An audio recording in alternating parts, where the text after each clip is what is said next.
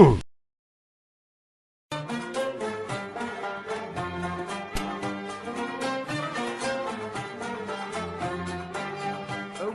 لأمي ما تبكي ولدك ربي ما يخليك أقولوا لأمي ما تبكيش ولدك ربي ما يخليك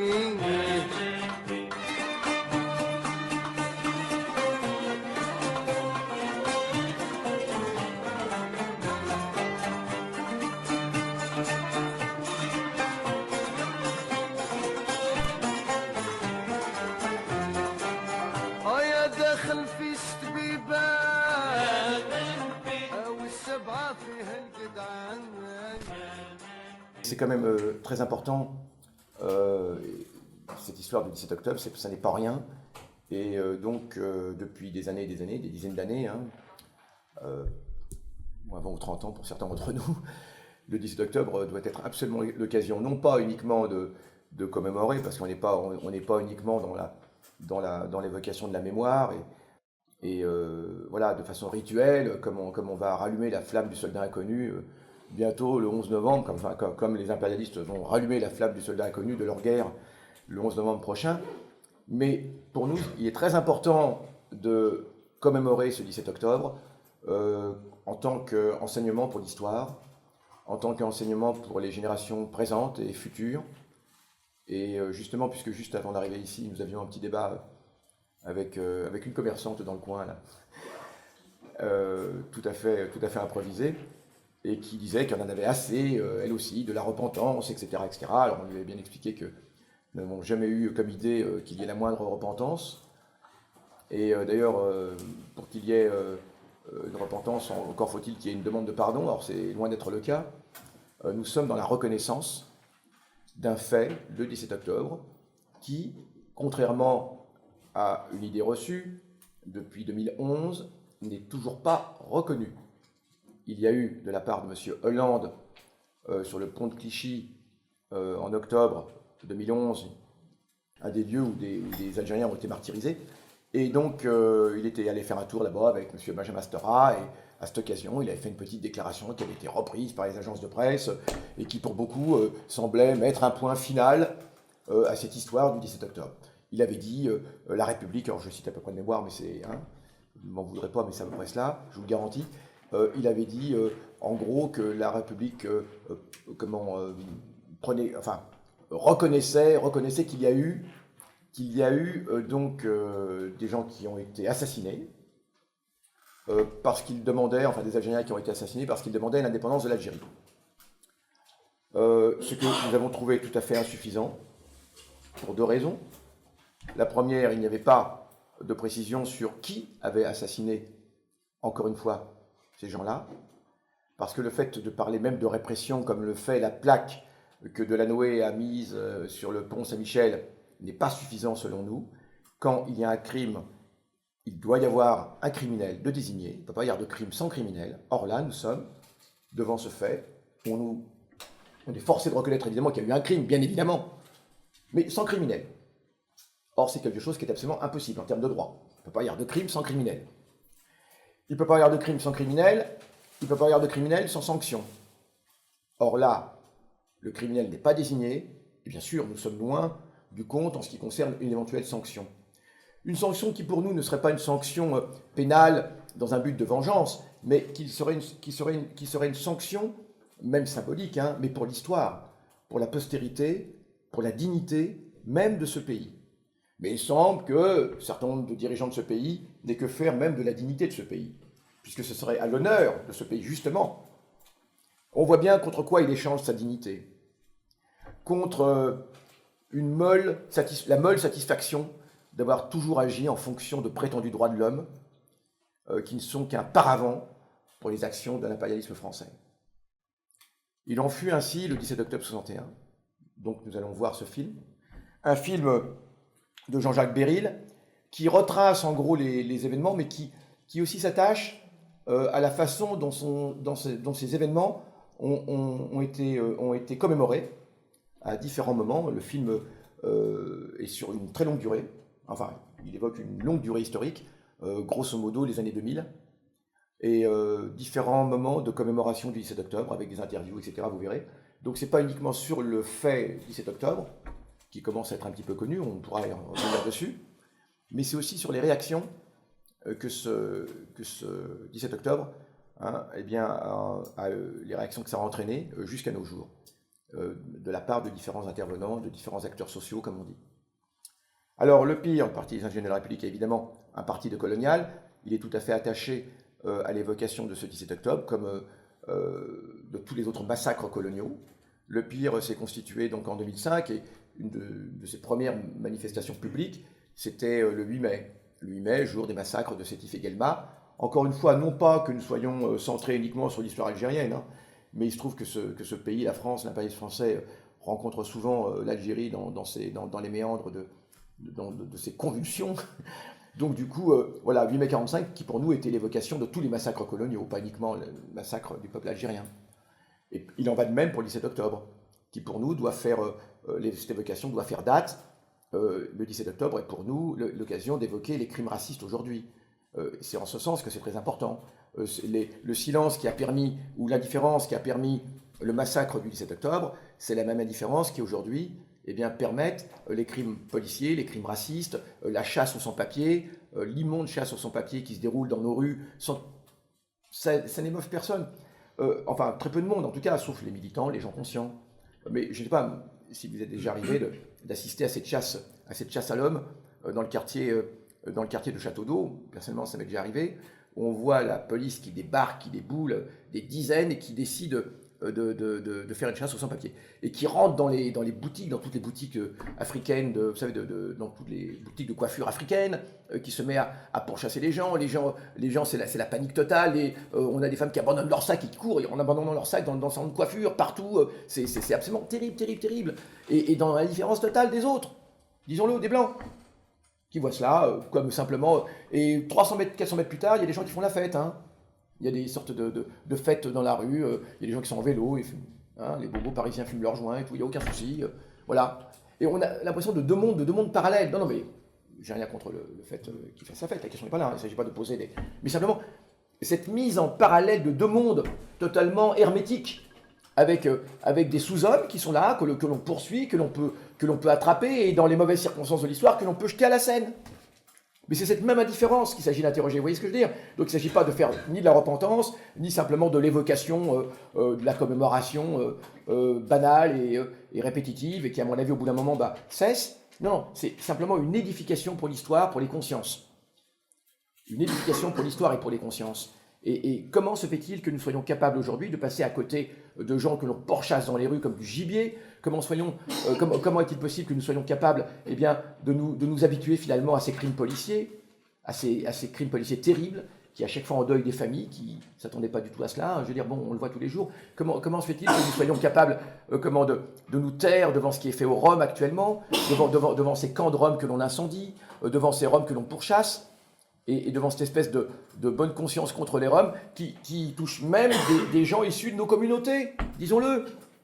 Pas uniquement les méchants, les blancs, mais aussi nous, on l'a vu dans certaines villes, Bobigny et ailleurs. Vous voyez ce que je veux dire? C'est tout cela qu'il est important d'interroger. Pourquoi? Parce que, bon, voilà. Pourquoi? Ça, c'est notre question, on pourra en discuter.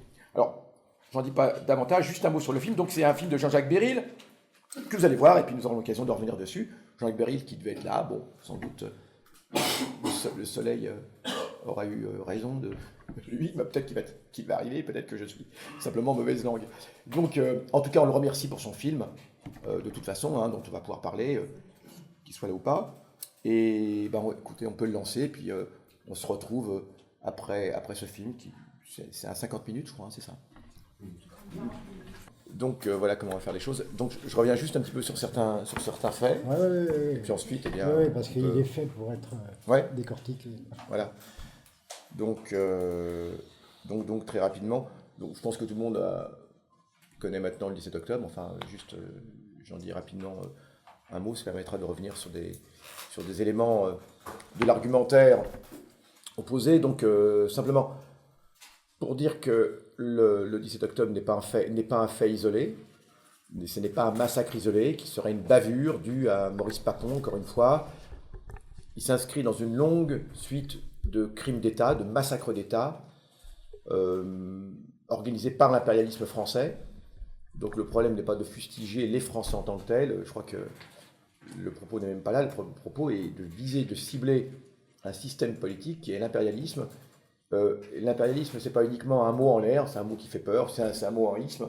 C'est l'impérialisme, c'est aussi un système de production, évidemment, hein, c'est un mode de production d'abord, n'oublions pas, mais c'est aussi un conditionnement, un lavage de cerveau, une mise en conformité des esprits d'un pays de façon à les faire marcher comme des petits soldats derrière les intérêts de leur impérialisme. Et c'est cela que l'on voit le 17 octobre. Donc le problème du 17 octobre, ce n'est pas des policiers qui auraient été particulièrement nerveux, particulièrement sadiques. Ce n'est pas celui d'une population française qui a assisté sans rien dire au massacre quand elle ne l'a pas soutenu parfois. Ce n'est pas uniquement ces appelés qui sont allés en Algérie. C'est tout un système qui a conditionné une population à agir de la sorte. Donc ce qui est en cause, c'est un système. Et tant que ce système sera en place, eh bien, les mêmes causes produiront les mêmes effets.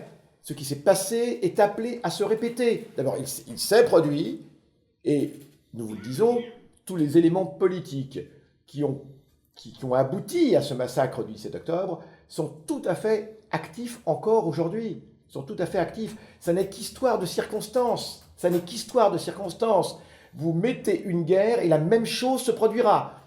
Des circonstances exceptionnelles d'une guerre ou d'une tension particulière. Et absolument la même chose se reproduira. Et ça, il est absolument important de le comprendre. Sinon, on ne comprend rien donc, à l'histoire. Donc cela étant dit, très rapidement sur le 17 octobre, si tu me permets, je reviens un petit peu. Il est important toujours de le dire et de le répéter parce que on est effrayé par cette espèce de silence. J'ai un manuel scolaire ici, je pourrais vous le montrer. Hein. Il n'y a toujours rien, donc de terminale, hein, il n'y a toujours rien sur le 17 octobre.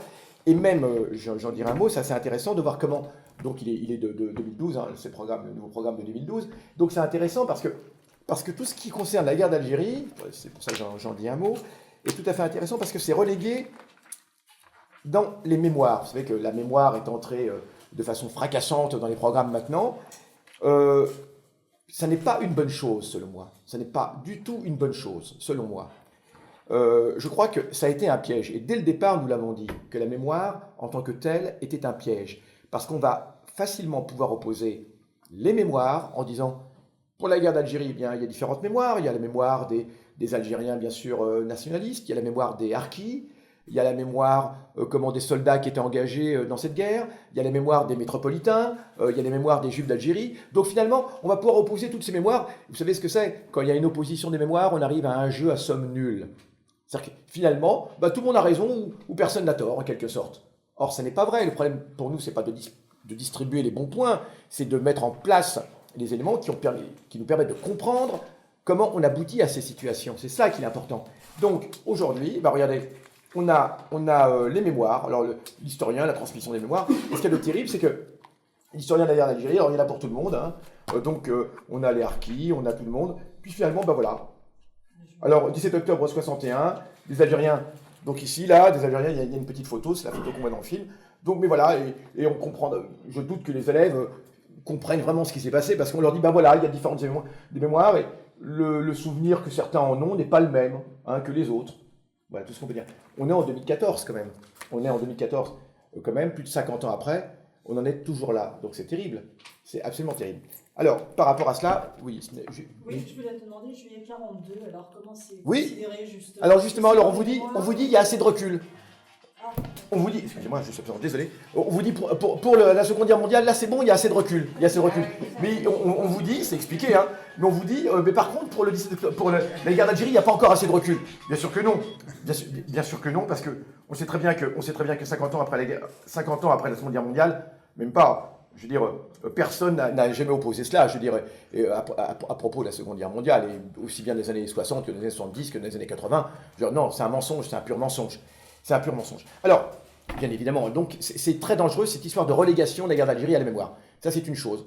Il s'agit d'histoire. Et il faut absolument que ces faits fassent partie de l'histoire de ce pays. Et non pas dans un but de repentance, encore une fois, mais dans un but d'édification des esprits. Alors, cela étant dit, j'ai commencé un peu trop vite. Je voudrais d'abord rendre hommage à deux personnes. à Jean-Luc Einaudi, que l'on voit beaucoup dans ce film, Jean-Luc Einaudi qui parle beaucoup, hein, c'est lui qui s'exprime, et dans le film, vous l'avez peut-être reconnu, il avait les cheveux un petit peu grisonnants là autant, et puis Mouloud Aounit, que l'on voit également, et ce sont deux personnes à qui je veux rendre hommage, qui sont morts maintenant malheureusement, paix à leur âme, et qui ont fait beaucoup pour que ce 17 octobre soit connu. D'abord, en ce qui concerne Jean-Luc Einaudi, on peut dire que ça a été l'œuvre de sa vie, et il faut vraiment lui rendre un hommage vibrant à ce propos. Il en a fait la bataille de sa vie. Lui, il a écrit un livre qui s'appelle La bataille de Paris, mais on peut dire que c'était la bataille de sa vie, faire connaître ce 17 octobre.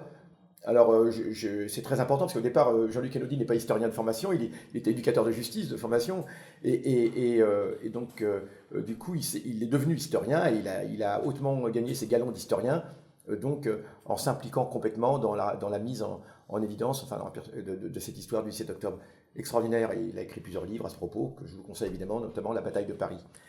Ça, c'est une chose. Et deuxièmement, Mouloud Aounit, évidemment, qui nous a quittés également. Donc, Jean-Luc Einaudi, c'était en mars dernier. Et Mouloud Aounit, c'était il y a 3 ans maintenant. 2 ans. 2 ans, oui.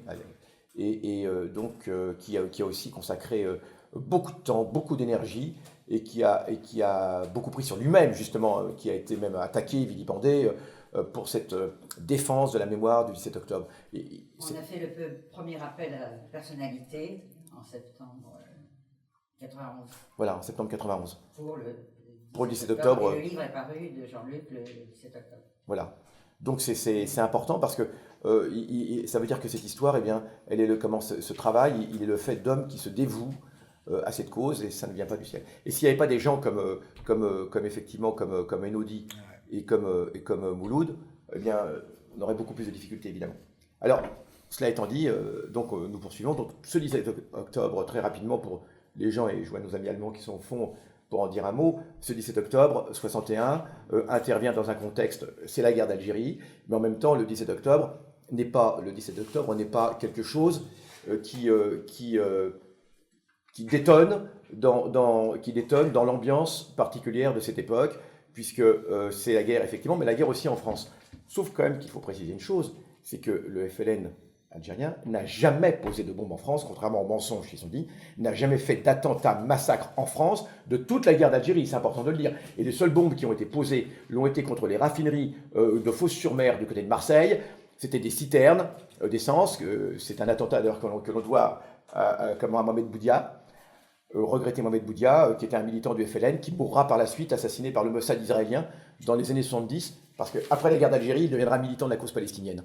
Et il sera assassiné à Paris, c'est un des crimes aussi du Mossad israélien à Paris, dans les années 70. Donc en tout cas, Mohamed Boudia, pendant la guerre d'Algérie, était un militant du FLN, c'est lui qui a mis ces bombes, et ces bombes n'ont pas fait de victimes civiles. Donc, par contre, le FLN a porté les armes contre les forces de l'ordre parisiennes, et ça a été dit, ça a été expliqué, ça a été justifié pour, entre autres,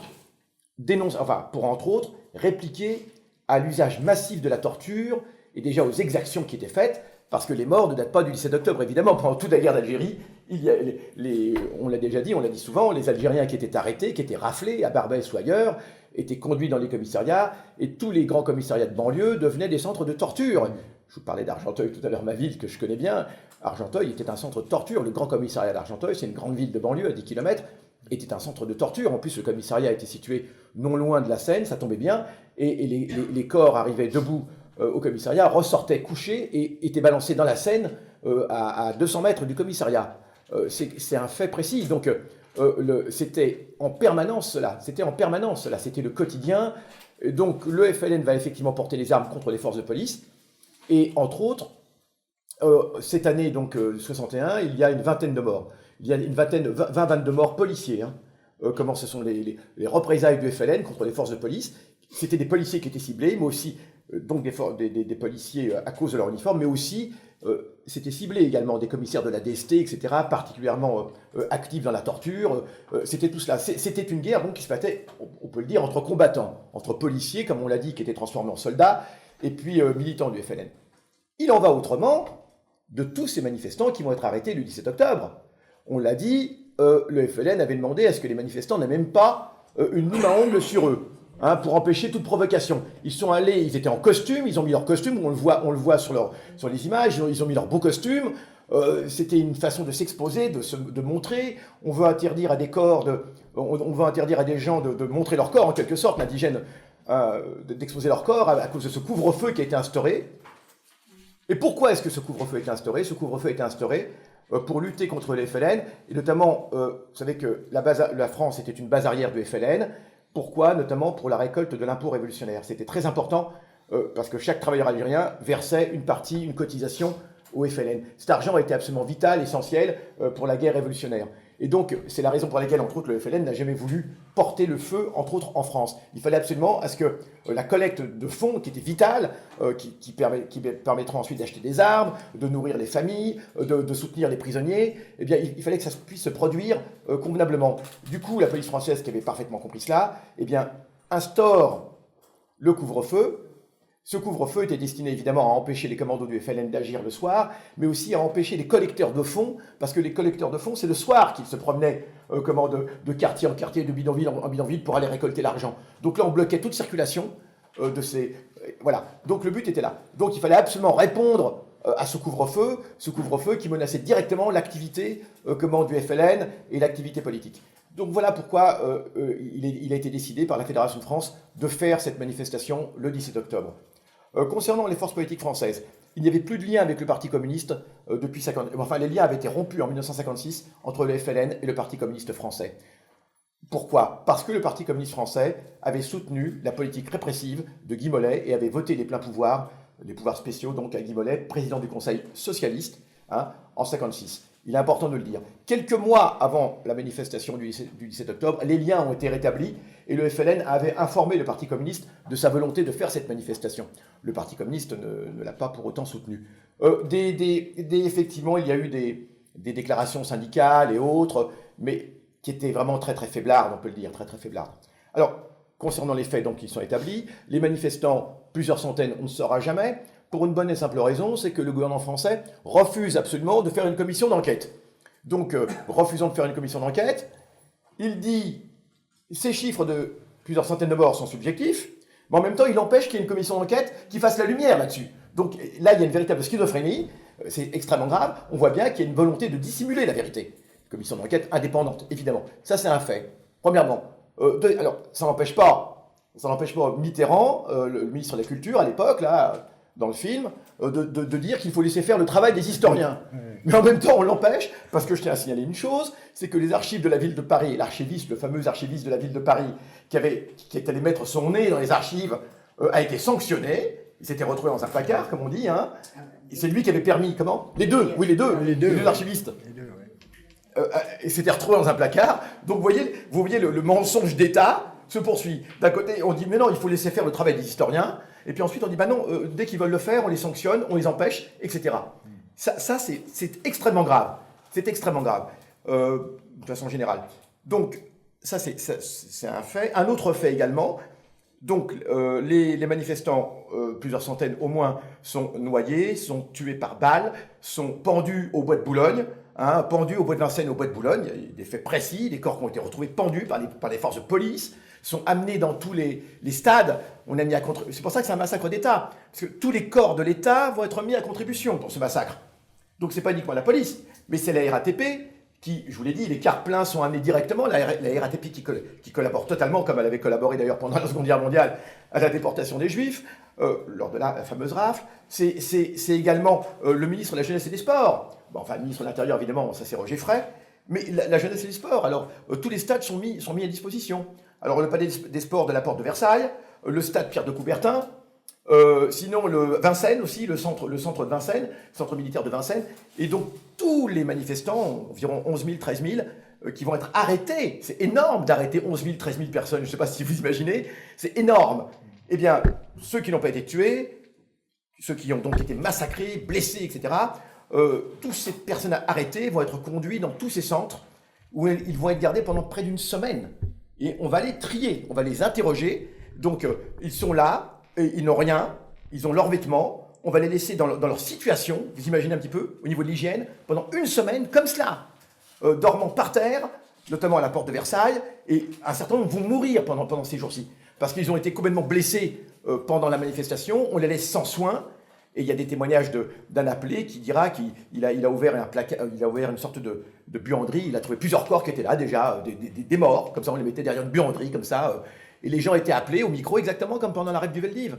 Et on les interrogeait parce que le but était de découvrir parmi les manifestants, en quelque sorte, les commissaires politiques du FLN, les militants du FLN, de façon évidemment à obtenir ensuite à passer à un niveau supérieur de torture, d'extorsion, d'aveu. Donc voilà, donc le but était de découvrir les collecteurs du FLN parmi ces manifestants. Donc pendant près d'une semaine, c'est-à-dire que pendant une semaine, eh ben, la classe politique française, qu'est-ce qu'elle fait? Mis à part quelques interventions, quelques demandes de commission d'enquête, elle ne fait rien. Que font les partis de gauche, notamment la SFIO, Parti Socialiste? Rien, niente di niente, rien du tout, sauf une demande de commission d'enquête. Bon, il y a Claude Bourdet, qui a été très courageux au Conseil de Paris, mais c'est tout. Il y a une commission d'enquête, je crois que Mitterrand aussi, mais attention, faut bien comprendre une chose, on demande une commission d'enquête, non pas pour dire c'est très grave ce qui s'est passé concernant les Algériens, mais pour interpeller le gouvernement en disant vous êtes incapable de maintenir l'ordre. Vous voyez ce que je veux dire?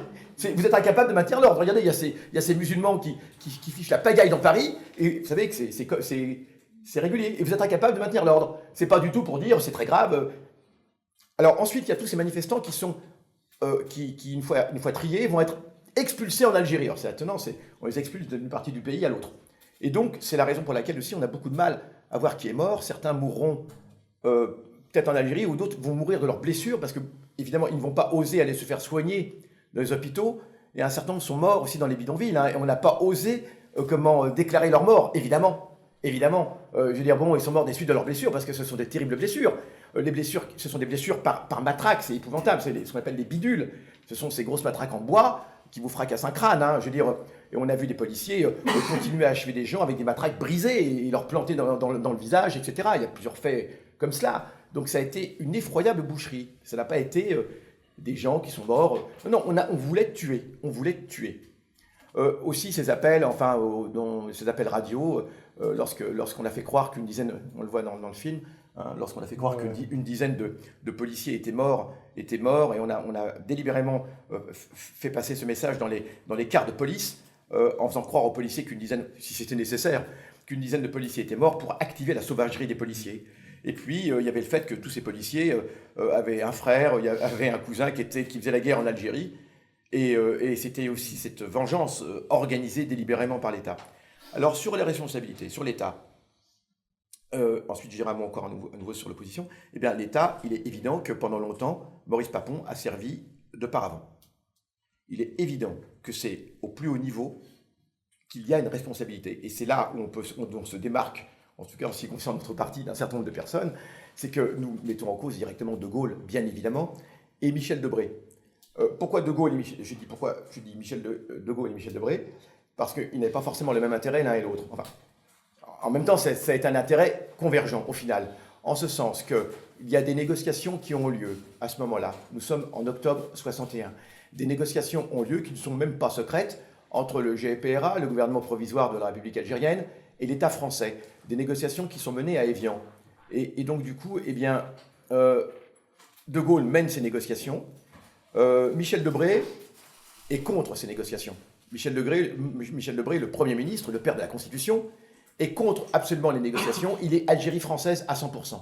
Il est Algérie française. Il n'est pas le seul, un certain Giscard d'Estaing également. Papon. Oui, Papon, bien sûr. Et Papon, je rappelle, qui a été préfet de Constantine en Algérie, qui était aussi Papon, alors ça, c'est aussi intéressant, qui va récupérer tout le personnel de la préfecture de police, l'ancien personnel de ce qu'on appelait le bureau des affaires nord-africaines à Paris, avant la Seconde Guerre mondiale, et qui était chargé des Nord-Africains. Il y avait un bureau spécial qui était chargé des Nord-Africains, à Barbès, hein, une police spéciale. C'est cette police qui ensuite intégrera la Gestapo. Ouais. C'est cette police qui intégrera la Gestapo, on l'appelait la Gestapo française, vous connaissez, on appelait ça la Carlingue, enfin c'était le nom, avec le fameux Bonny et Lafont. Bonny et Lafont, qui étaient deux repris de justice, deux gangsters, qui vont organiser la Gestapo française, pour le compte de la Gestapo allemande. Hein. Et donc, le personnel qu'ils auront avec eux, eh ben, c'était des gens qui venaient du bureau des affaires arabes. Donc des fonctionnaires français du bureau des affaires arabes. C'est intéressant, hein, comme quoi rien ne se perd, rien ne se crée, rien ne se perd, tout se transforme, comme a dit un certain Lavoisier. Donc ce que je veux dire, c'est que ce sont ces gens-là que Papon va faire venir après une période où il va être mis un petit peu au frigo, après la guerre, hein, donc il est envoyé comme préfet itinérant à Constantine, et là, eh bien, lorsqu'il revient à Paris, à la préfecture de police, Eh bien, entre-temps, il y a eu l'amnistie. Tous ces gens-là qui ont eu des soucis, évidemment, dans la Gestapo française, ça a été vite lavé, on est en 58, comment 58-59, il y a l'amnistie, donc ces gens-là reprennent du service, et ils les rappellent. Donc ce sont les mêmes gens qui avaient servi, sous Bureau des Affaires nord-africaines, sous Vichy, et puis donc formés dans l'esprit raciste, l'esprit colonial. Ce sont eux qu'on retrouve le 17 octobre 61 en poste dans la préfecture. Je parle même des gradés, hein, je parle pas de... Non, il n'y a pas eu de massacre à Constantine, mais cette période-là est ici, en 45. Le mai 45, c'est la région du Constantinois. C'est Tifé-Guelma. Oui, c'est la région du Constantinois. Mais en même temps, c'était un massacre permanent, on peut dire. C'est pour ça qu'on est devant la guerre d'Algérie. Comment? Non, je dis, on est devant une situation où il y a un massacre permanent, en fait. Hein. De temps en temps, il y a un massacre qui émerge, mais en fait, c'est cette ambiance de torture, de massacre. L'état de massacre. Voilà, c'est l'état massacre, de disparition, ça a lieu en permanence. Exactement, c'est l'ambiance coloniale. Alors tout ça pour vous dire que ce 17 octobre, Papon va agir, mais sous des ordres, sous les ordres du gouvernement. Il est couvert, donc par le Premier ministre et par le ministre de l'Intérieur, Roger Frey, évidemment, par le Premier ministre, Michel Debré, évidemment. Et là, c'est intéressant de comprendre qu'il y a deux stratégies différentes qui s'opposent entre De Gaulle et Michel Debré. C'est que De Gaulle, lui, il mène des négociations avec le FLN, mais vous savez, dans des négociations, il faut toujours essayer de négocier en position de force. Casser le FLN à Paris, qui était comme une structure très forte, organisée, clandestine certes, mais qui maintenait vraiment la communauté algérienne, et même d'une main de fer, c'est la vérité, même d'une main de fer, il faut le dire, mais casser le FLN, c'était négocier en position de force. C'était négocier en position de force à Évian. Donc ça, c'est du point de vue de De Gaulle. Donc De Gaulle avait intérêt à laisser faire une répression. Debré, lui, pour des raisons opposées, différentes, il est partisan de l'Algérie française. Lui, il veut casser le FLN pour montrer qu'évidemment la France est la plus forte, en Algérie, mais également en France. Et surtout, il a aussi l'idée que cela va entraîner de la part du FLN des représailles en France contre la population massive, justement, c'est pour ça que j'insistais tout à l'heure, et que cela va faire capoter les accords d'Évian. Donc on voit que pour des raisons diamétralement opposées, De Gaulle comme Debré ont un certain intérêt à casser le FLN, d'où cette répression du 17 octobre. C'est cela la clé d'explication. Sinon on ne comprendrait pas qu'un vague préfet, qu'un préfet de police, d'ailleurs je vais en arriver à aujourd'hui, puisqu'on va reparler de la préfecture de police, avec qui nous avons eu affaire l'été dernier, à propos des manifestations palestines. J'en dirai un mot parce que c'est intéressant le lien qui se fait. On ne voit pas comment un préfet de police pourrait de lui-même prendre une telle décision énorme d'organiser un massacre, parce que c'est un véritable massacre. Ce massacre, en réalité, a été organisé par le pouvoir gaulliste de l'époque. Et il est important de le comprendre. Et De Gaulle a dit le sang sèche vite. De Gaulle a dit le sang sèche vite. Absolument. Le sang sèche vite, surtout quand c'est le sang des autres. Pas le sang des Blancs, évidemment, et surtout pas des Français. C'est un sang qui est absolument qui ne sèche jamais, et qui reste éclatant, d'un rouge extraordinaire, pur et tout. Et voilà. Donc, il est important de comprendre cela. Et nous nous démarquons en ce qui concerne Pire de beaucoup d'explications qui sont faites, qui ont eu trop tendance à uniquement incriminer Papon. Alors bien sûr, il ne s'agit pas de... Je vous ai dit ce qu'on pouvait penser de Papon. Oui, c'est le bras armé, quoi. Mais absolument, Papon a agi sur ordre. Il a agi sur ordre, il est important. C'est pour ça que dans ton film, c'est très bien d'avoir mis cette citation de l'ordre français, cette citation de Debré. Oui, c'est ça. Parce que trop longtemps, bon, je vais vous dire une chose, quand on a commencé à parler du 17 octobre pour la première fois, moi je me souviens que c'était par le journal Libération, et c'était en 1979. Ça ne nous rajeunit pas, je le sais. C'était en 1979-1980 que pour la première fois, un journal français parle du 17 octobre après la guerre d'Algérie. Bon. Et donc, du coup, et à l'époque, le journal Libération parle de 800 morts. Et vous savez, la mémoire de nos parents nous ont jamais raconté ce qui s'était passé le 17 octobre. Je ne sais pas s'il y a des Algériens dans la salle, mais il y a toujours cette pudeur. Et d'ailleurs, de la même façon qu'après la Seconde Guerre mondiale, les gens qui revenaient des camps d'extermination parlaient très peu de ce qui leur était arrivé. Ça, c'est connu. On ne parle jamais des souffrances qu'on a vécues. On dit c'est un autre temps, on ne va pas embêter nos enfants avec cela, etc., etc. Donc ma mère, quand je lui demande, c'est le 17 octobre se perd dans toutes les autres manifestations, parce qu'il y a eu plein d'autres manifestations. Bon, le 17 octobre, elle n'y était pas, en l'occurrence, mais elle sera arrêtée par la suite à la manifestation du 20, c'est le 20 octobre, c'est ça c'est aux alentours du 20 octobre, la manifestation de femmes qui demandent des comptes sur ce qui s'est passé. Et qui va, donc voilà. Et donc, du coup, ce qu'il faut comprendre, c'est que cette mémoire du 17 octobre, elle est restée enfermée. Elle est restée enfermée. Et je dois le dire quand même, parce qu'on voit David Assouline, c'est gentil, David Assouline, sénateur PS, qui demande des comptes, mais il devrait d'abord aussi demander des comptes à son propre parti, le Parti socialiste, qui était le parti colonial par excellence. Juste, on pourrait, rien que sur le Parti socialiste, faire toute une conférence. Hein. Le Parti socialiste, c'est la question coloniale. C'est très, très intéressant. Là, ils se donnent bonne conscience. Là. Bien sûr. Mais non seulement ils se donnent bonne conscience, mais il faut savoir que le Parti socialiste est totalement pour l'Algérie française. C'est-à-dire qu'on vous parle de Gaulle, de Brême et le Parti socialiste, il n'y a aucune hésitation. Il est totalement pour l'Algérie française. Et mis à part des gens comme Claude Bourdet, effectivement, qui est quand même proche de la SFIO, mais quelques personnes comme cela, il est totalement pour l'Algérie française. Juste une petite anecdote, il faut savoir qu'un des grands pontes de la SFIO, c'est Kaldi Reynaud, qui s'appelle Kaldi Reynaud, dont la fille continue à œuvrer du côté de Neuilly, là, qui était en bisbille avec Sarkozy. Eh bien, il faut savoir que Kaldi Reynaud, qui a été donc le maire de Puteaux, exactement, eh bien, Kaldi Reynaud vient d'Algérie. Donc, il était en poste en Algérie. Son père, donc, hein, il était directeur de la DST à Alger. Figurez-vous que non, il était directeur de la DST, ça c'était sa profession. Mais au plan politique, il était le chef de la SFIO à Alger. Bien sûr, le chef de la SFIO, du Parti socialiste, et directeur de la DST qui torturait déjà qui mieux. C'était extraordinaire. C'est intéressant de voir cela. Bien sûr. Et il revient en France ensuite. Il revient en France, c'est le fameux Kaldi Reynaud. Et en France, il va changer d'étiquette politique. Il va devenir gaulliste. Il va devenir gaulliste à Puteaux. D'ailleurs, il va usurper la municipalité de Puteaux en la prenant à un certain Dardel, le père de notre ami Guy Dardel. Donc voilà, toujours est-il que... Bon, c'est intéressant de voir qu'il y a cette grande connivence entre la SFIO. C'est le premier parti en Algérie, la SFIO, attention. C'est le premier parti parmi les pieds noirs. Le premier parti, c'est le Parti socialiste, parmi les pieds noirs. Alors, on est totalement socialiste en ce qui concerne les colons blancs, mais en ce qui concerne les indigènes, on est totalement répressif. Alors, c'est intéressant. Et quant au Parti communiste, le Parti communiste, il est prisonnier de ses alliances. En 1956, on l'a dit, il a voté les pleins pouvoirs à Guy Mollet, hein, c'est la gauche, évidemment, et contrairement, alors je n'ai pas envie de m'en prendre au Parti communiste, parce que c'est quand même le seul qui va... Mais le Parti communiste, malgré tout, malheureusement, il va être extrêmement timide. C'est très bien dit dans le film, hein, très timide. Et alors, par contre, il y a des militants de base du Parti communiste qui ont été absolument extraordinaires, exceptionnels, qui vont le payer de leur vie en Algérie, hein, également en France. On va le voir évidemment à la manifestation de Charonne, on est bien d'accord. Hein. Mais malheureusement, la direction du Parti communiste, prisonnière de son alliance avec le Parti socialiste, ne va jamais oser dénoncer complètement cette guerre coloniale, et à tous ces militants qui disent « mais attends, il faut appeler à la désertion, il faut il faut pas qu'on parte ». Eh bien, le Parti communiste dit « non, absolument pas, il faut aller en Algérie et faire du travail de conscientisation au sein de l'armée ». Concernant cela, ce travail de conscientisation, il y a notre excellent ami René Vauthier qui tord le cou à cette légende, René Vauthier, le cinéaste, dont je vous conseille absolument les films, notamment le film « Avoir 20 ans dans les Aurès », absolument extraordinaire, fabuleux, qui montre bien comment c'était impossible.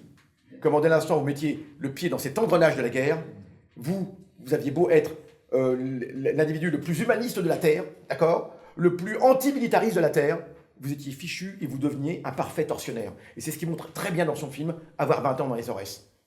Hein, en gros, la chanson dit je t'avais dit de ne pas mettre ton pied dans ce merdier ».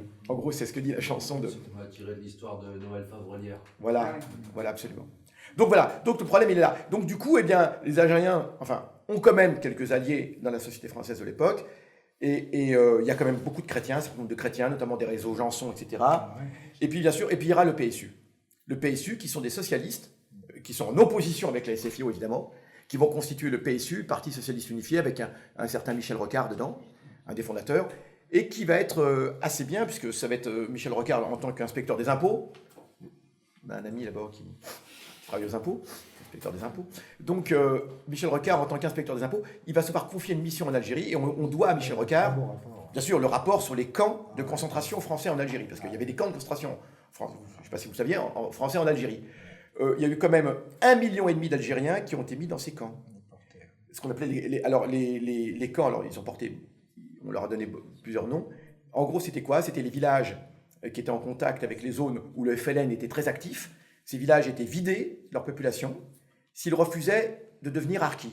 Et là, ça me permet de dire un mot sur les harkis aussi. Les harkis ont été fabriqués. C'est la légende, une des grandes autres légendes de la guerre d'Algérie, c'était ces Algériens qui ont choisi de combattre aux côtés de la France. Mis à part une minorité, on peut dire de quelques dizaines de milliers, 10, 20, 30 000, l'immense majorité des 200 000 harkis à peu près, sont des gens qu'on a forcés à devenir harkis. Je vous conseille un excellent film qui raconte très bien cela, et c'est un roman d'un Algérien, Mouloud Mamri, qui est L'opium et le bâton.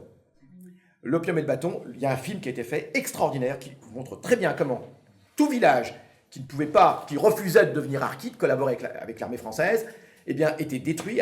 Les gens avaient 15 minutes pour évacuer le village. Il était détruit au canon, d'accord, au mortier, et la population était entièrement déportée dans ces camps de concentration, qui étaient dans des conditions absolument terribles, d'insalubrité, de mauvais traitements, de mauvaise nourriture. Les hommes fuyaient, il ne restait plus que les femmes, les enfants, et ça devenait un centre de viol pour l'armée française. Mais absolument, absolument. Et c'était ça, ces villages, on appelle ça les villages de regroupement, chose que les Américains reprendront au Vietnam avec ce qu'on appelle les hameaux stratégiques. Et au Guatemala, ça sera fait également la même chose, hameaux stratégiques, qui étaient copiés sur ce que les Français ont fait en Algérie, les villages de regroupement. Enfin bref. Alors tout ça pour vous dire, il y a tant de choses à dire. Alors là-dessus, on doit quand même honorer l'action du Parti socialiste unifié, qui est le seul parti, avec Jean-Paul Sartre, qui quand même pour l'occasion a été très bien, je dis pour l'occasion parce que pour la Palestine c'est autre chose en ce qui le concerne, mais qui pour l'occasion a été très bien et qui manifeste, quelques jours après le 17 octobre, il y a une manifestation qui a lieu exactement ici, dans ce quartier, à 100 mètres. Maubert Mutualité, c'est la seule manifestation de protestation contre le 17 octobre qui aura lieu. Il y a des images, on le voit en train d'haranguer la foule et tout. Et donc, manifestation de protestation, et une autre qui aura lieu à Clichy, place Clichy, une manifestation de protestation contre la répression du 17 octobre. Avec un article dans l'État moderne, je crois, non? Oui, oui, bien sûr, absolument, avec article dans l'État moderne. Alors, à la suite de quoi, les gens veulent aller plus loin, et ils proposent une nouvelle manifestation, tous ces militants du PSU, qui étaient des gens quand même formidables. Il y avait parmi eux des appelés qui, en allant en Algérie, ont compris ce qui se passait, l'horreur de ce qui se passait. Malheureusement, ils n'étaient pas si nombreux, mais il y en a eu quand même quelques-uns. Et donc, du coup, ils interpellent le Parti communiste. Et ils disent au Parti communiste, il faut organiser une nouvelle manifestation, Algériens et Français, bras dessus, bras dessous. Comme ça, ils n'oseront pas réprimer. Je peux dire un petit bémol, parce Oui. que j'aime pas l'anticommunisme, Oui. mais Jean-Louis Hirst avait tellement exprimé à la Sorbonne en 91 comment les locaux du Parti communiste étaient fermés. Ah oui, alors, Les gens voulaient se réfugier. alors bien sûr, La manif du Rex. bien sûr. J'en dis juste un mot après. Et tu peux en parler de Hirst. Voilà, de Jean-Louis Hirst qui nous a quittés également, il y a quelques mois aussi, Ouais. décidément. Et donc, je dis un mot donc, sur Hirst ensuite. Donc, toujours est-il que le Parti communiste refuse le principe de cette manifestation que lui proposent ces jeunes du PSU, bras dessus, bras dessous. Quelle date, à peu près? C'est dans les jours qui suivent le 17 octobre. On est à la fin octobre ou début novembre. Et pourquoi est-ce qu'il refuse? Il refuse en disant c'est de la provocation. Ce sera de la provocation que de faire cela. On propose quoi? De manifester, bras dessus, bras dessous, comme ça on dit, bon, les forces de l'ordre n'oseront pas réprimer, massacrer. Voilà, non, c'est de la provocation. Et c'est pour ça que je vous dis, le Parti communiste, il y a un problème. On aimerait bien que ce soit débattu. Le problème n'est pas de mettre en accusation, mais comment on en arrive à ces situations? La question est là. Hein. En aucune façon, on n'est pas ici à un tribunal. Nous ne sommes pas ici à un tribunal. La question est de comprendre l'histoire, comment des faits s'agencent. Et alors, le Parti communiste, pour revenir sur ce que disait Catherine, ce fameux 17 octobre, il y a un cortège qui est du côté de Bonne Nouvelle, d'un cinéma qui s'appelle le Grand Rex, qui existe toujours. Alors, là, les manifestants sont copieusement massacrés. Il y a beaucoup de morts, beaucoup de morts. Il y a aussi pas mal de gens qui se retrouvent dans le canal du côté de Goncourt, hein, aussi. Dans tout Paris, c'est une chasse à l'homme dans tout Paris, en fait. Hein. Et donc, du côté de Bonne Nouvelle, les gens font la queue devant le cinéma et ils aident les policiers de temps en temps. Il y en a un qui s'est caché ici, sous la voiture, là. Il y en a un sous la porte cochère. Mais absolument, c'est véridique. C'est à l'heure de l'entrée dans les cinémas. C'est pas un massacre qui a été anonyme la nuit. C'était la nuit, mais bon, cette période de l'année. Et les gens faisaient la queue pour aller au cinéma. On allait beaucoup au cinéma à l'époque, il faut quand même le savoir. C'est là-bas qu'on avait les informations, hein, il n'y avait pas la télévision. Et donc, du coup, il faut vraiment comprendre cela. C'est que ça s'est fait publiquement. C'est ça qui est grave. C'est pour ça qu'on parle de massacre démocratique. C'est pas un massacre qui s'est fait contre les gens ont râlé, on proteste. Pas du tout, du tout. C'est ce qui interpelle. Comment on arrive à une telle déshumanisation? C'est ça le problème. Et alors, du côté de Bonne Nouvelle, eh bien, le cortège de manifestants va être pris, évidemment, c'est la panique totale, il faut imaginer les cris, etc., les chaussures par terre, etc., les gens qu'on piétine, mais c'est épouvantable, on se bat tuer, vous imaginez. Et des gens, les manifestants vont chercher à se réfugier dans le local c'est du Parti communiste ou de l'Humanité? L'Humanité. C'était l'Humanité, c'était le journal L'Humanité qui à l'époque était très lié au Parti communiste, et qui se trouve par là-bas. Et alors... n'ayant pas d'ordre, alors c'est ce que j'ai lu une explication un jour là-dessus, le concierge du journal descendra pour fermer les grilles pour pas que les gens rentrent, se protéger à l'intérieur quand même. Faut pas exagérer. Donc c'est comme ça qu'ils seront massacrés sur les grilles du journal L'Humanité entre autres. Voilà. Donc il faut vraiment avoir en tête cette espèce de Saint-Barthélemy. Je pense que l'équivalent c'est la Saint-Barthélemy, ce qui a été fait aux protestants. Et donc du coup ça se fait publiquement et voilà. Ça, j'ai à peu près tout dit là-dessus. Donc, on va revenir avec juste le lien que je fais avec aujourd'hui. Donc, cette mémoire du 17 octobre a été complètement éteinte, occultée, d'autant plus qu'il y a cette loi, vous le savez, pour se couvrir, la République française, démocratique, populaire et sociale, selon son laïque, il ne faut pas oublier, démocratique, laïque, sociale. Démocratique, laïque, sociale. Eh bien, et indivisible. Et oui, j'ai oublié, indivisible, laïque, démocratique et social.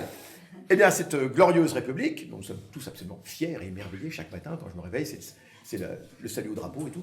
Donc, dans ma cuisine. Donc, il faut bien savoir que elle s'est couverte. Et à la fin de la guerre d'Algérie, il y a une clause des accords d'Évian qui dit qu'aucune poursuite ne pourra être entreprise contre aucun des deux anciens belligérants. Vous voyez, on se couvre. Et une sorte d'amnistie. Cette amnistie sera renouvelée par Mitterrand, puisque dans les années 80, Mitterrand finira d'amnistier les anciens de l'OAS. Tout le monde sait ce qu'est l'OAS. L'OAS, c'est Organisation Armée Secrète. C'est donc une organisation qui se constitue avec le putsch des généraux, après le putsch des généraux d'Alger, la tentative de coup d'État qu'il y a à Alger en 61, la guerre d'Algérie. Et donc, du coup, l'OAS va se constituer, elle est très active, partout, dans toute l'Algérie et en France. Et on dira même... À Constantine, je crois. Oh, partout. Et elle a des correspondants à l'Élysée. Et on dit que c'est un certain Giscard d'Estaing qui est le correspondant de l'OAS à l'Élysée. Parce que l'OAS va chercher à assassiner De Gaulle. 22 ou 23 tentatives d'assassinat contre De Gaulle, dont le plus célèbre est l'attentat du Petit Clamart, qui s'est déroulé donc au Petit Clamart en banlieue, qui a été le plus sérieux, où la voiture a été criblée, il en a réchappé de peu, mais l'OAS était extrêmement bien informé, jusque à l'intérieur de l'Élysée, on dit que Giscard d'Estaing est un des honorables correspondants. Alors, ce que je veux dire par là, c'est que l'OAS agit aussi en France. Alors elle, par contre, l'OAS fait des attentats massacres. Brigitte Bardot a échappé de peu d'ailleurs. Donc la bombe qui visait Brigitte Bardot va éborgner une petite fille qui habitait à côté. Enfin bon, il y a eu des tas de choses. Bon, mais l'OAS fait énormément d'attentats, énormément. Et le tract de l'OAS disait vrai, l'OAS frappe où elle veut, quand elle veut. L'OAS est au sein de l'armée, donc organisation secrète, avec d'anciens militaires, des pieds noirs, etc. L'OAS a été amnistié quand même dans les années 80 par Mitterrand. Les derniers ont été amnistiés par Mitterrand dans les années 80. Et on le voit aujourd'hui, ça reste, pardon ? C'est pas une amnistie proprement dit, c'est une réhabilitation des chefs de l'OAS. Dans leur grade, oui, et leur retraite. Oui. Oui, exactement. Et il y a les deux, ils sont amnistiés, ils sont rétablis, oui, pour leur droit à la retraite, c'est important. C'est extraordinaire. Oui. Bon, alors, on voit, cet État français a tout fait pour que ce soit blindé, pour qu'il n'y ait aucun souci, pour que ce massacre, eh bien, finalement, on vous dit, bah écoutez, c'était la guerre. Et comme je le dis dans le documentaire, depuis 1958, quand De Gaulle arrive, il arrive au pouvoir comme président du Conseil. Alors, il veut essayer, il a un plan pour l'Algérie, en fait, on le sait bien. Et donc, il va insister. Les Algériens, vous savez, les musulmans n'étaient pas citoyens français, étaient sujets. Il y avait un double standard dans la colonie. Il y avait les Français de souche, les souchiens, enfin les Français européens de souche, comme on disait, et il y avait les indigènes. D'accord? Et donc, du coup, c'est là, ce petit clin d'œil que je fais aux Européens de souche et aux souchiens, c'est que c'est de là que vient l'expression, c'est une expression qui est typiquement coloniale, qui était absolument incroyable. C'était pour distinguer, d'accord, les Français européens de souche ou les autres, voilà, les autres. Et donc, les musulmans, en tout cas, eux, sont indigènes, ce sont des sujets, ils ne sont pas citoyens. À partir de 1958, formellement, ils deviennent citoyens. Et de toute façon, quand un indigène algérien arrivait en France, par une sorte de tour de passe-passe très bizarre, il devenait citoyen. C'est-à-dire que les travailleurs algériens qui étaient en France étaient considérés comme citoyens. Mais pas quand ils étaient au bled. C'était comme ça. Comme si le fait de traverser la Méditerranée leur donnait une sorte de pouvoir magique, comme ça ils devenaient citoyens. Alors, toujours est-il que c'est donc... Que les Juifs en 1920, après le décret Crémieux. Oui, alors... C'était aussi une séparation... Bien sûr. On parlait du décret Crémieux aussi. Oui, oui. Alors, en 1871. Alors, les Juifs algériens... 1920, décret Crémieux. Non, c'est en 1971, décret Crémieux. Quand il y a eu le basculement des citoyens... Oui, non, c'est en Je pense que c'est un peu plus tard, mais je ne sais pas. Non, c'est en 1971. Mais, alors, alors, juste un mot. Alors, c'est intéressant ce que tu dis, parce que ça permet de voir comment le système colonial fragmente les populations. Entre arabes, berbères, juifs, européens de souche ou européens de la Méditerranée, hein, maltais, italiens, etc. Espagnols, énormément. Dans l'ouest de l'Algérie, ce sont surtout des Espagnols, d'ailleurs. Dans ma région, surtout des Espagnols. Des Français, comme on dit, de souche, il y en avait très très peu. Hein. Bon, bref. Toujours est-il que cette fragmentation coloniale, il est intéressant de montrer aussi, le but est de diviser à l'infini. Alors, ce que je veux dire par là, c'est que comment je sais plus ce que je voulais dire. Du coup, je ne sais plus. Bon, peu importe. Alors, toujours est-il que on en revient. Le système colonial organise un double standard et merci Mehdi. Et donc, les Algériens qui ont été tués, c'est important de le dire, sont citoyens depuis 1958. Donc on ne peut pas dire que c'était une guerre. C'est un État qui a massacré ses propres citoyens. Et donc pour la justice internationale, il ne peut pas y avoir d'amnistie. D'abord parce que c'est un crime contre l'humanité, même si ça avait été des étrangers. Mais ce qui aggrave la situation, c'est que c'est un crime contre l'humanité, contre ses propres citoyens. En termes de droit, ça fait partie donc des revendications qui sont les nôtres. Je les rappelle. Premièrement, véritable reconnaissance pleine et entière de ce massacre, et non pas reconnaissance du fait que des Algériens ont été tués. Et là, la nuance est intéressante, parce que ça veut dire, comme l'a dit aussi le cours Grand Maison hein, dans le film, mais il faut aller plus loin, évidemment, c'est la reconnaissance de la responsabilité de l'État français qui peut ouvrir la voie à des poursuites. Et je rappelle qu'il ne peut pas y avoir d'amnistie, et on ne peut pas s'auto-amnistier de crimes qu'on a commis. Ça, c'est quelque chose qui est très fort dans le droit international. On ne peut pas s'auto-amnistier de crimes qu'on a commis, ce serait trop facile sinon. Donc aucune loi, et même si le FLN et le gouvernement algérien sont d'accord, cela ne change rien. Le gouvernement algérien n'est pas responsable, d'accord, ne peut pas, même lui, empêcher que des poursuites aient lieu. Parce que il est aussi important d'expliquer que la logique d'un État, comme l'État algérien, n'est pas la nôtre, évidemment, et ne peut pas être, et en plus ne peut pas être celle de l'immigration.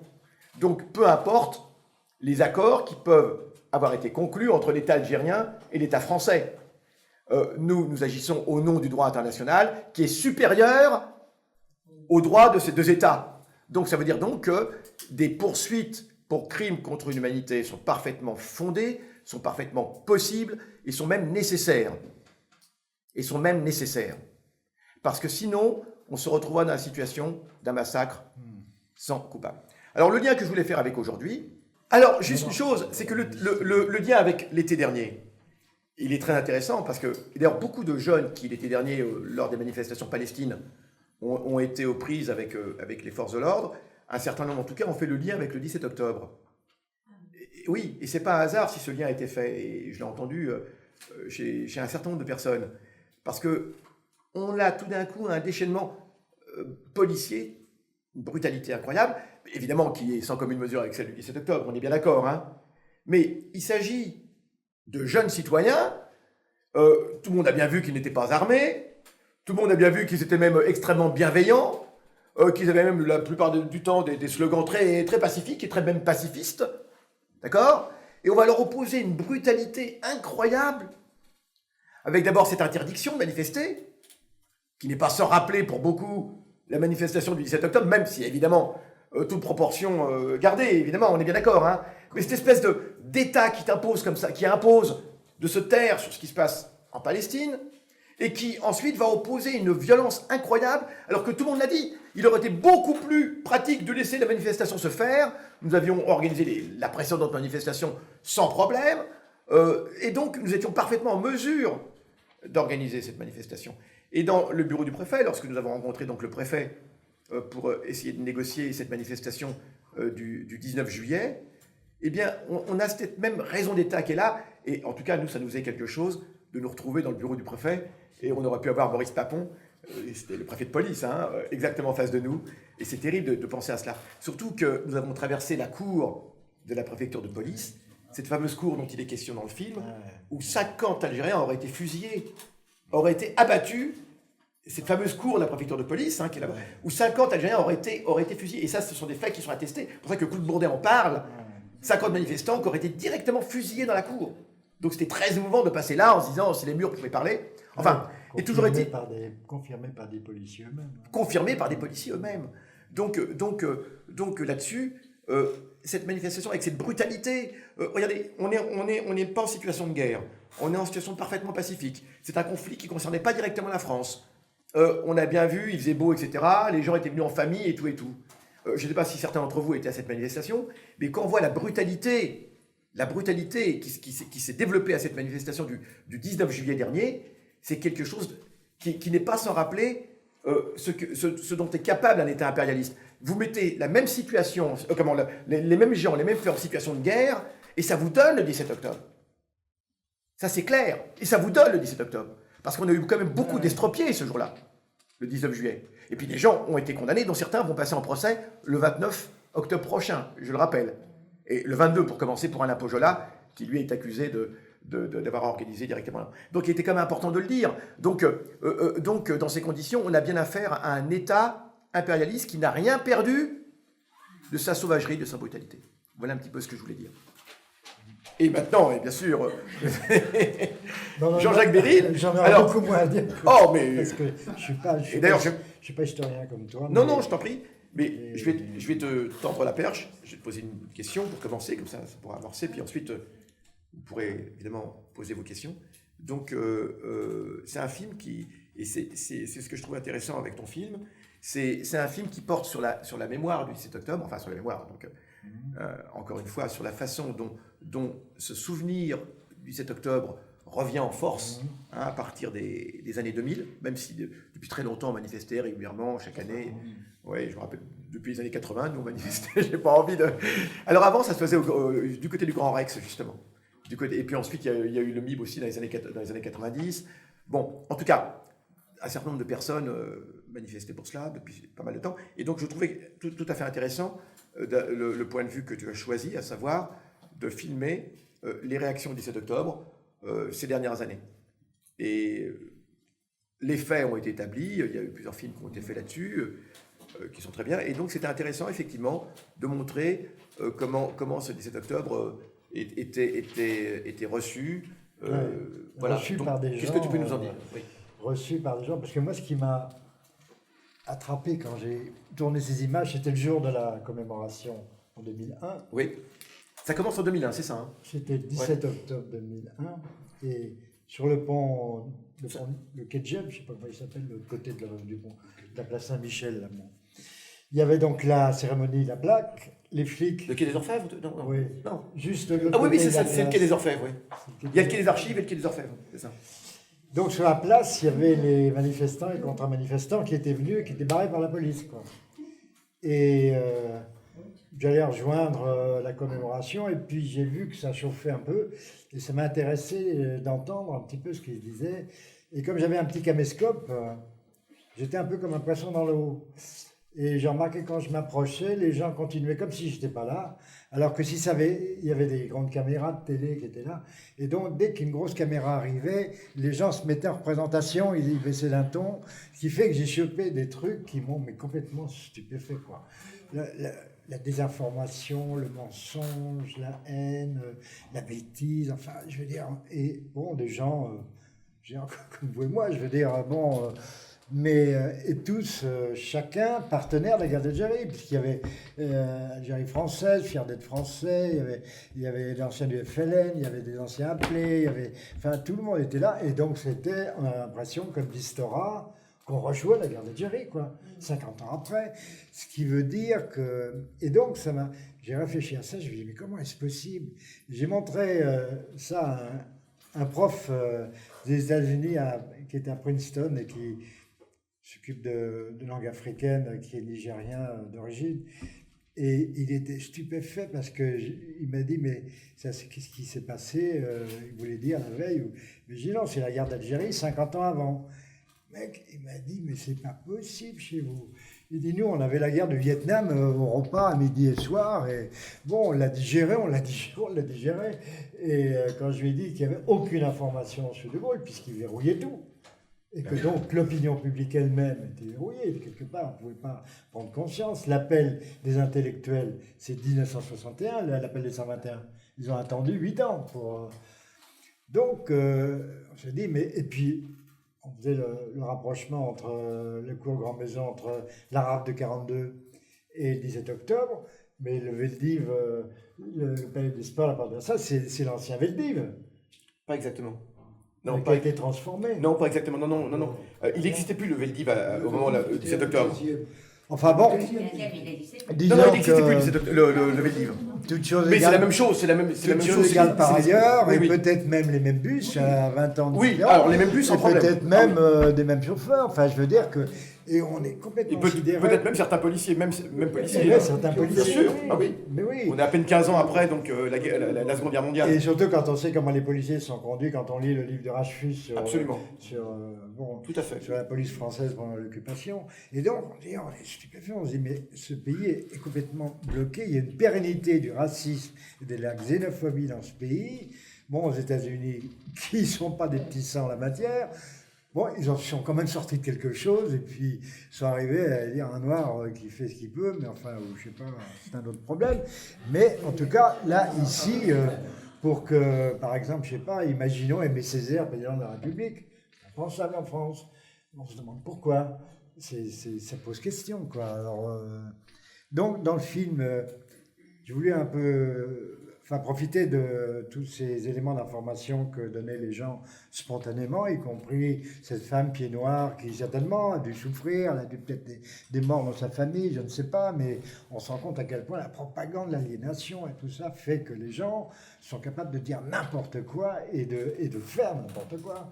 Et quand tu dis que les choses peuvent aussi bien se reproduire, hein, parce que maintenant, ou dans un mois, dans un an, on ne sait pas. Oui, puisque cette société n'a pas avancé et qu'il a fallu arracher à Hollande quelques mots du bout des lèvres, donc ce qui prouve bien qu'il y a un frein, une espèce de déni d'État permanent. Et Maigret l'exprime très bien quand il dit « Moi, ça ne m'intéresse pas, ce qui m'intéresse, c'est des pages glorieuses ». Donc, on est élevé avec ça à l'école, quoi, les 14, Napoléon, Jeanne d'Arc, machin et tout, mais surtout pas ce qui fâche. Donc, ce qui fait que ça fait un inconscient collectif qui est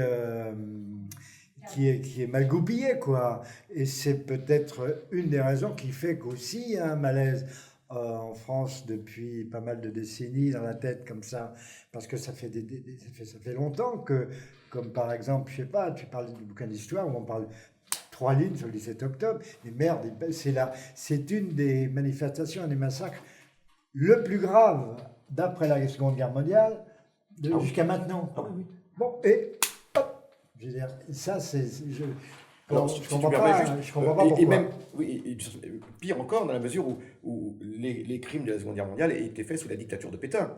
Alors que là, c'est fait en plein système démocratique. Oui, certes, c'était la guerre, mais il y avait la démocratie qui était là, qui fonctionnait, il y avait des lois, il y avait... Voilà, raison de plus pour être complètement... s'interroger, se demander. Et puis...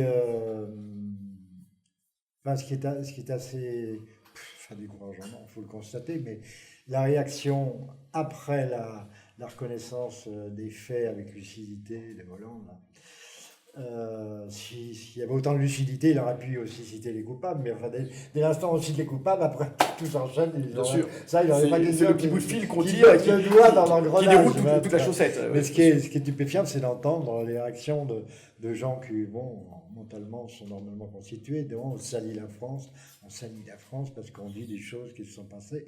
Je veux dire, on en est là, mais alors donc ce pays est bloqué, n'avancera jamais. Mais comment il va se débloquer? Ça va exploser comment ou quoi? Parce qu'effectivement, ça peut pas un tel enlisement dans l'histoire, dans la mémoire, dans l'effacement du souvenir, ça ressemble au régime totalitaire. Je veux dire que la spécialité des régimes totalitaires, c'était d'effacer la mémoire. Et donc là, ça se passe dans un régime démocratique, mais c'est un fait totalitaire que d'effacer la mémoire et d'effacer les souvenirs, d'effacer et puis de conserver ce qu'on veut et d'effacer ce qu'on ne veut pas pour qu'une classe garde un pouvoir. Alors là, je ne sais pas, mais enfin, c'est un peu ce que...